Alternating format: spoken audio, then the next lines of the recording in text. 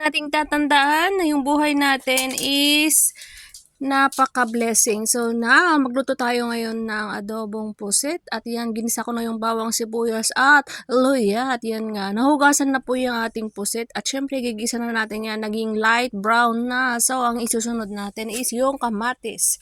Nilalagyan ko kasi ito ng kamatis kapag nagluluto ako ng pusit. Ayan. Syempre, gisa-gisa muna natin.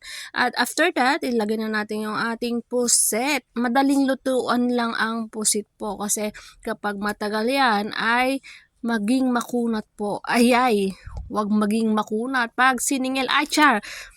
It's a joke. Yan, igisa na natin. Ayan, nilagyan na natin yung pusit. Lagyan na natin ito ng pampalasa. Syempre, nilagyan ko ito ng black pepper, seasoning, chicken stock.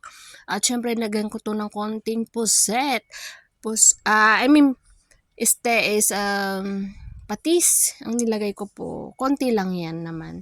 Anyway, after kong ginisa-gisa na yon, nilagyan ko na ito ng soya sauce para may kulay yung ating buhay. Yung aking adobo po. Ayan, kailangan may kulay. Bigyan natin ng kulay yung ating buhay. Ayan, luto na. At syempre, prepare na natin yung only rice natin. Bawal tayong maging payat sa taong 2026. Aday! Ayan, thank you po for watching. God bless.